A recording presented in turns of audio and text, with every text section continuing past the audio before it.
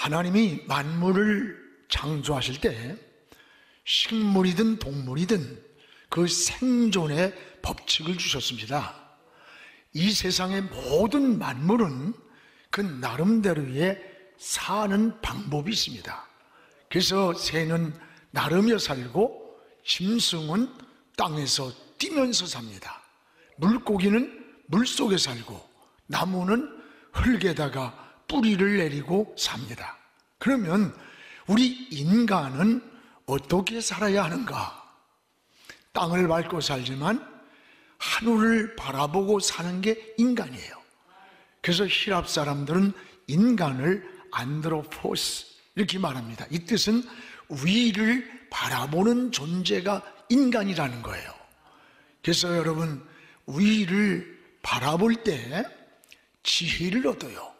우리의 영이 맑아져요. 그리고 마음에 평화가 임하는 거예요.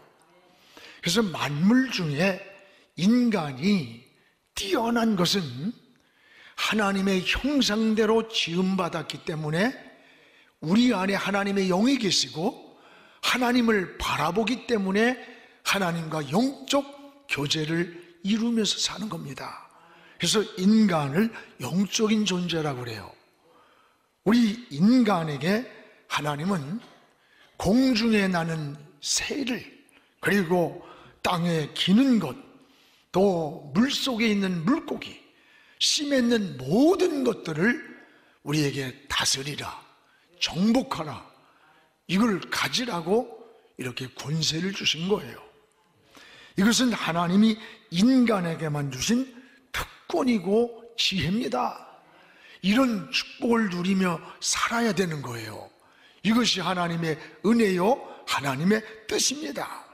그런데 인생을 살다 보면 믿음 안에 살면서도 고난과 시련을 당할 때가 있고, 또 실패를 만나고 희망이 보이지 않는 장애물을 만날 때가 참 많이 있습니다.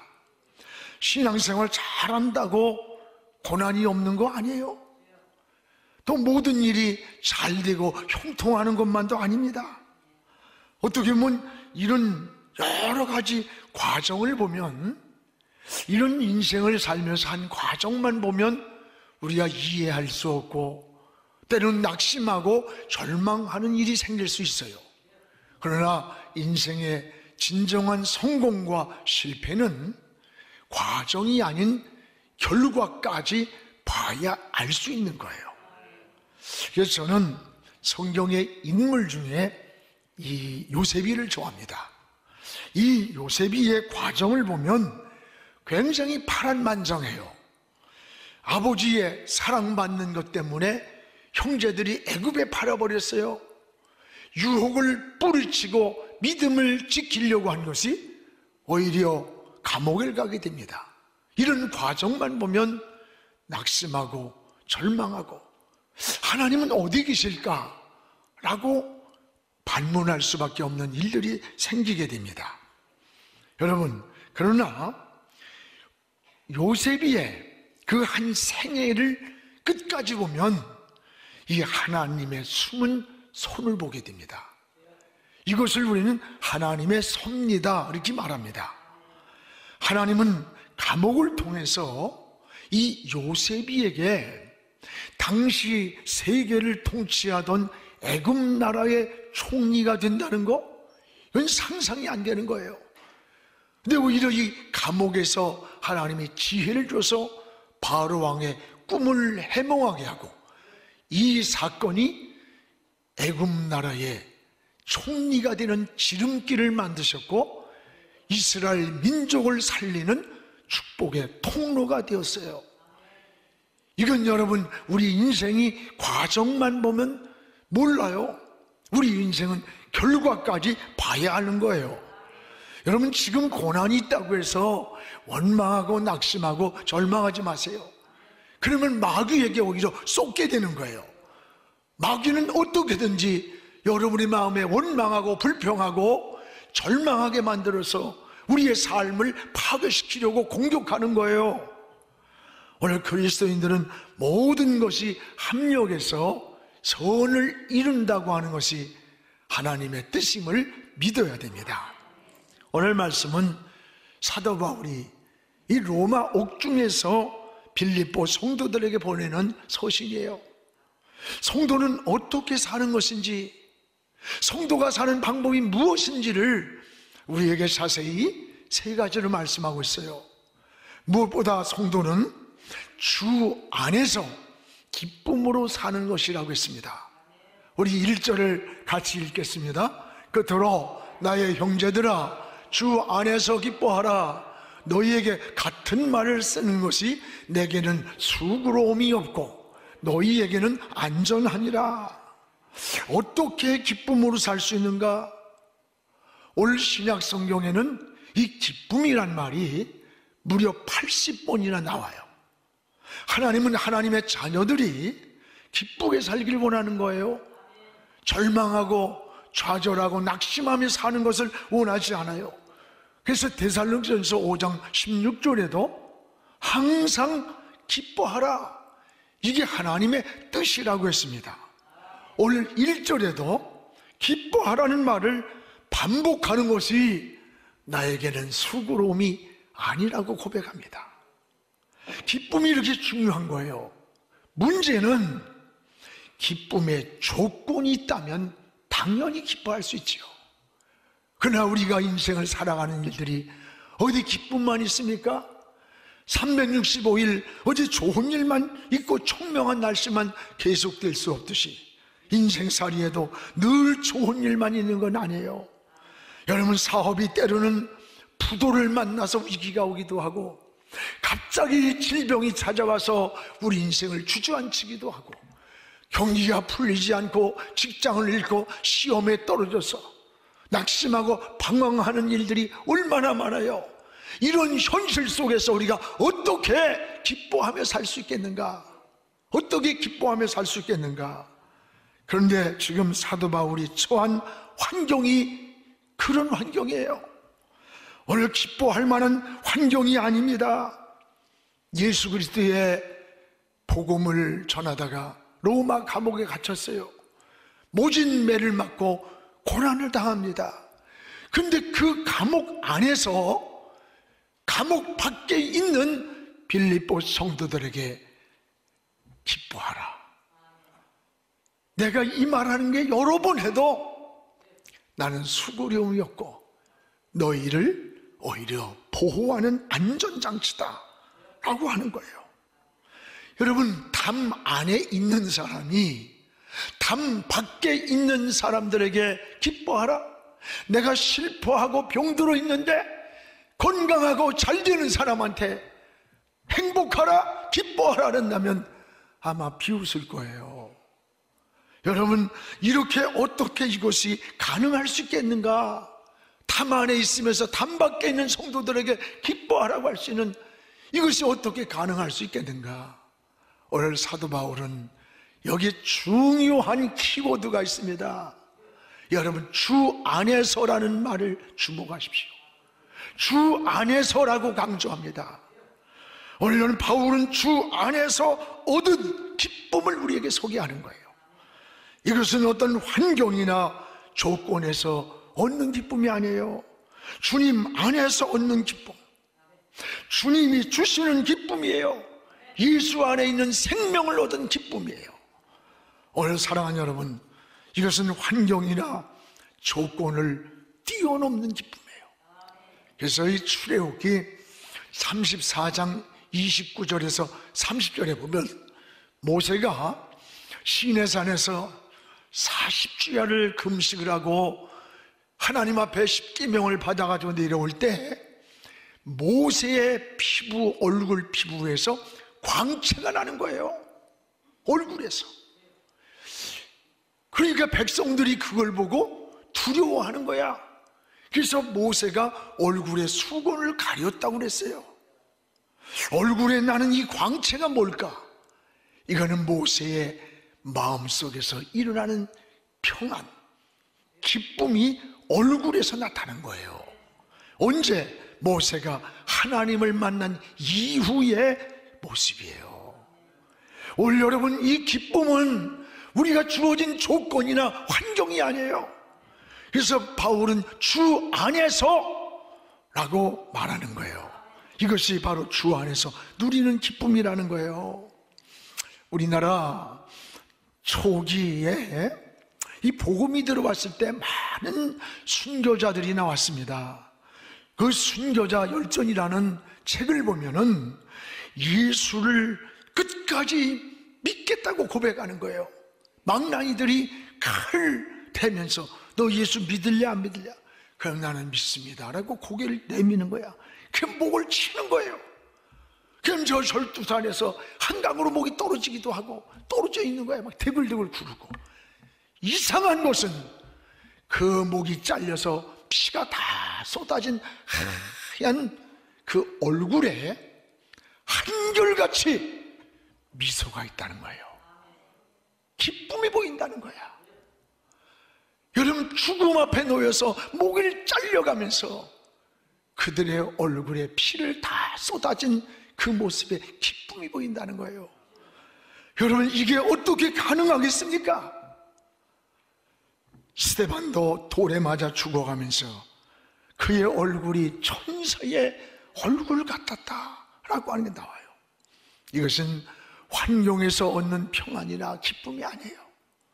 주님 안에서, 주님 품에서 누리는 평안이요, 기쁨을 말하는 거예요. 오늘 여러분에게도 주님 품으로 돌아오시기 바랍니다. 이 주님 품에서 진정한 기쁨을 누리고 평안을 누리고 하나님의 멈출 수 없는 은혜를 고백하는 우리의 삶이 되기를 주의 이름으로 축원합니다. 또 하나는 우리 성도가 사는 방법이 뭐냐? 사도 바울은 빌립보 교인들에게 특별히 성도가 삼가해야 할 것이 있다는 겁니다. 오늘 2절을 우리 같이 읽겠습니다. 개들을 삼가고 행악하는 자들을 삼가고 몸을 상해하는 자들을 삼가해라. 여기 삼가하라는 말은 경계하고 주의하라는 뜻이에요. 왜? 물들어가고 위험하기 때문에 주의하라는 겁니다. 근데 여기에 뭐를 삼가느냐? 하나는 개들을 삼가하라. 그래서 개들을, 이 개들은 당시에 유대 사회의 인식은 매우 부정적입니다. 이 부정한 것들, 세속적인 가치관을 조심하라, 주의하라, 위험하다, 삼가라는 거예요. 그래서 성경에는 개들을 표현한 것이 세 가지가 있습니다. 하나는 비양심적인 것을 개들로 표현했어요. 여러분, 하나님이 인간에게 주신 선물이 뭐예요? 양심이에요. 양심은 선악을 알게 하고 하나님을 찾아가는 나침반과 같은 거예요. 그런데 이 양심을 버릴 때 우린 선악을 분별이 안 돼요. 하나님을 찾아가는 길을 잃어버리고, 그리고 인간이 잔인하고 사악해지는 거예요. 전 요즘 자식을 갖다가 죽였는데 죽은 자식을 조사해 보니까 이 뼈가 막 다 으스러졌대. 얼마나 밟고 짓밟고. 그래가지고 사형언도를 여러분 내렸잖아요. 또 하나는 뭐냐? 탐욕을 개들로 표현했어요. 여러분, 자기 욕심만 채우려는 이기적인 삶을 말해요. 자기 욕망과 이익을 위해서는 수단 방법을 가리지 않는 이기적인 자들, 이들 때문에 이 사회가 어두워지는 거예요. 무서워지는 거예요. 파괴되고. 또 하나는 음란을 개들로 표현했습니다. 여러분, 계시록 22장 15절에 보면 개들과 점술가들과 음행하는 자들과 살인하는 자들과 우상숭배자들과 거짓말을 좋아하는 자들을 지어낸 자들 성 밖에 있으리라. 성 밖에 구원이 없는 자들, 하나님이 버린 자들의 삶이라는 거예요. 오늘 여러분, 어쩌면은 지금 온통 세상이 이 음란 문화에 빠져 있어요. 정신도 사상도 마음도 가정도 온통 이 음란 문화에 오염이 되어 있습니다. 건강한 사회, 건강한 문화, 건강한 교육을 위해서는 이 개들과 같은 더러움을 삼가하라는 거예요. 또 하나는 행악자들을 삼가하라. 주의하라, 조심하라는 거예요. 여기 행악자란 원문의 뜻을 보면 악한 일꾼이란 뜻이에요. 이것은 믿지 않는 저 바깥의 세상의 불신자들의 얘기가 아니에요. 하나님을 믿으며 직분을 받은 자들이 하나님 앞에 빗나가버리고 잘못된 자들, 교회의 분쟁을 일으키고 파괴를 시키는 자들이 그 당시에 있었다는 거예요. 그래서 바울은 이들은 하나님의 일꾼이 아니다, 하나님이 버린 자들이다, 악한 일꾼이라 그래서 악한 일꾼, 이런 자들을 조심하고 삼가고 경계하라는 거예요. 여러분, 살면서 가장 조심해야 할 것이 사람이랍니다. 외진 데서 사람을 만나면 가장 두려운 게 사람이래요. 우리는 사람과 더불어 살아가야 할 존재임에도 불구하고 사람을 조심하라고 하는 게 얼마나 불행한 삶이에요. 바울은 특별히 이 행악하는 자를 삼가하라, 조심하라, 주의하라는 거예요. 왜? 물들기 쉽고 또 거기에 오염되고 위험하기 때문이라는 거예요. 사랑하는 여러분, 오늘 여러분이 만나는 주변 사람들 돌아보세요. 여러분이 만나는 이웃들, 여러분이 만나는 친구들, 여러분이 만나는 주변 사람들이 어떤 분들입니까? 만나면 신앙에 유익을 줍니까? 내 신앙에 상처를 주고 신앙을 병들게 만듭니까? 삼가하는 것이 지혜라는 것을 깨닫기 바랍니다. 여러분, 세상이 너무 악하기 때문에 그래요. 이것이 성도의 지혜요, 성도가 바르게 사는 길임을 우리에게 잘 알려주고 있는 거예요.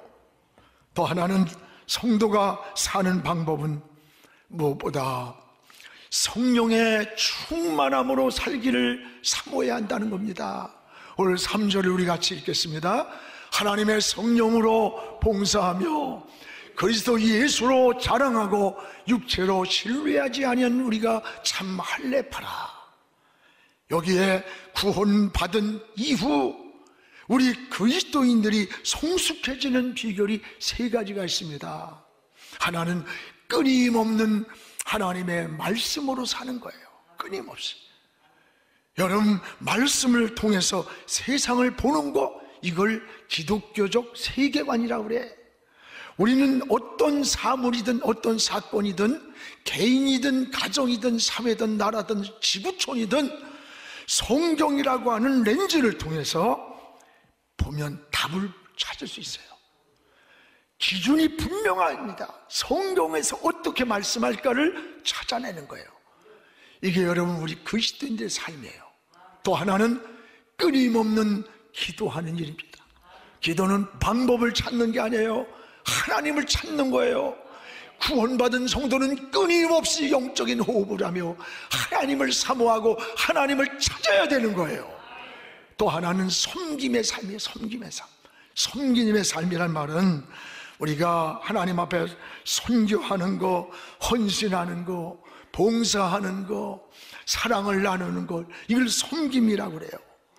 예수 믿고 구원받은 이후에 우리의 삶은 천국 보내주세요, 이런 기도하는 게 아니에요. 우리는 이미 구원 열차를 타고 하나님 자녀가 되었어요. 하나님의 자녀가 된 구원받은 우리는 끊임없이 하나님 말씀을 읽고 듣고 지키며 끊임없이 하나님께 기도하면서 끊임없이 내가 섬길 것이 무엇인지, 봉사할 게 뭔지, 헌신할 것이 무엇인지를 찾아나갈 때 우리의 영혼은 성숙해지는 거예요. 그리고 우리는 하나님의 나라의 상급을 쌓으며 사는 겁니다. 이게 그리스도인들의 건강한 신앙이요, 건강한 믿음이 되어지는 거예요. 중요한 것은 여기서 사도 바울이 지적하는 게 있어요. 너희가 말씀과 기도와 섬김의 삶을 살 때 어떻게 해야 되느냐? 여기에 성령으로 섬기라는 거예요. 성령으로 봉사한다는 말은 하나님의 은혜에 감사해서, 너무 하나님 은혜가 감사해서 섬기는 걸 말해요. 하나님의 영이 내 마음을 감동해서 여러분 자원하는 마음으로 하나님을 섬기고 이웃을 섬기고 헌신하며 사는 삶을 성령으로 봉사하는 삶이라는 거예요. 전에 휴스턴에서 목회자 세미나가 있었어요. 거기에 암 환자인데 거의 말기암이에요. 아주 몸이 여인 그 분이 목회자들이 이렇게 식사를 배부시갈 때 그 옆에 서서 수저를 이렇게 놔주면서 있어요. 너무 몸이 약하고 해서 이야기를 나눴더니 그 담임 목사님이 그분 이야기를 하면서 말기암입니다. 그러면서 그 이야기를 쭉 하는데 목사님이 목이 메어가지고 말을 잇지 못하고 우는 거예요. 그 집사님이 이런 고백을 해요. 저의 남은 시간이 얼마인지 모릅니다. 오늘인지 내일인지 모레인지 나의 남은 시간을 난 모릅니다. 그러나 내가 다리에 설 수 있는 힘이 있다면 할 수 있는 데까지 하나님을 섬기고 교회를 섬기고 주의 종을 섬기다가 천국에 가고 싶어요. 그 이야기를 듣고 우리들이 같이 그분을 위해서 간절히 기도하면서 같이 울었어요. 여러분, 바로 성령으로 봉사한다는 게 이런 거예요. 가슴에서 우러나와서 하나님께 드리는 거예요. 예배를 드리고 시간을 드리고 마음을 드리고 몸을 드리고 재능을 드리고 헌신을 하면서 사는 거예요. 마음이 뜨거워서 주님을 섬기는 거예요. 하나님을 섬기는 삶, 바울은 너희들이 하나님을 섬기되 성령으로 섬겨라는 거예요. 성령으로. 여러분, 찬양을 하든 우리가 하나님 앞에 어떤 봉사를 하든 마음에 기뻐서, 마음에 우러나와서, 마음의 감동을 가지고 하나님을 섬기는 자가 되기를 축복합니다. 또 하나는 오늘 3절에 성도는 예수를 자랑하라는 겁니다. 우리가 세상에 사면서 두 가지 자랑이 있어요. 하나는 육체적 자랑이 있어요. 또 하나는 영적인 자랑이 있어요. 자랑거리가 있다는 것은 좋은 겁니다. 그래서 사람들은 가문을 자랑하고 명예를 자랑하고 자녀를 자랑하고 지식을 자랑하고 자랑해요. 자랑거리가 있다는 건 좋은 거예요. 그렇다면 우리 그리스도인들은 뭘 자랑하며 살아야 되는 건가? 진정한 그리스도인들은 오늘 여기에 바울은 3장 8절에 이렇게 말씀합니다. 모든 것을 해로 여김은 내 주 그리스도 예수를 아는 지식이 가장 고상하기 때문이라. 내가 그를 주님을 위하여 모든 것을 버리고 배설물로 여김은 그리스도를 얻고 영생을 취함에 최고의 자랑이요 영광이기 때문이라는 거예요. 바울이 자랑할 게 얼마나 많이 가마리엘 문화죠. 오늘날 만에 하버드 출신이에요. 히브리인 중에 히브리인, 로마인 중에 로마인, 바리새인 중에 바리새인, 종교 최고의 지도자예요. 이런 모든 자랑할 게 너무 많았지만 내가 그리스도를 만난 이후로 다메섹에서 이런 것들은 배설물로 여긴다. 내가 자랑할 것이라면 예수 그리스도라는 거예요. 바울은 오직 예수님을 자랑했고 구원받은 은혜를 자랑하고 십자가 외에는 자랑할 것이 없다는 고백을 했습니다. 이것이 의대받은 자의 모습이에요. 성도는 무엇을 하든지 주님을 자랑하시기 바랍니다. 주님을 높이시기 바랍니다. 자녀가 공부를 잘해도 하나님이 주신 지혜라고 말해야 돼. 여러분, 직장에 취업을 했어도 하나님 내게 이 어려운 불황에서 주신 축복이에요. 그래서 바울은 너희는 예수를 자랑하는 자가 되라는 거예요. 그렇습니다. 사랑하는 우리 성도 여러분, 여러분은 하나님의 은혜로 살고 있다고 고백을 합니까? 성도는 세상 사람들과 살아가는 방법이 다른 거예요. 다른 거예요. 삶의 가치관이 다르고 세계관이 다르고 추구하는 목표가 다른 거예요. 기쁨의 출처가 예수 안에 있는 거예요. 우리의 목자장 되시는 주님이 나타나시는 그날에 여러분에게 축복의 면류관을 주실 뿐만 아니라 풍성한 하나님의 은혜로 여러분의 앞길을 축복해 주실 것입니다. 지금은 미디어 선교를 위한 헌금 시간입니다. 이 예배를 통해 삶 가운데 은혜와 회복이 충만하시길 간절히 기도합니다.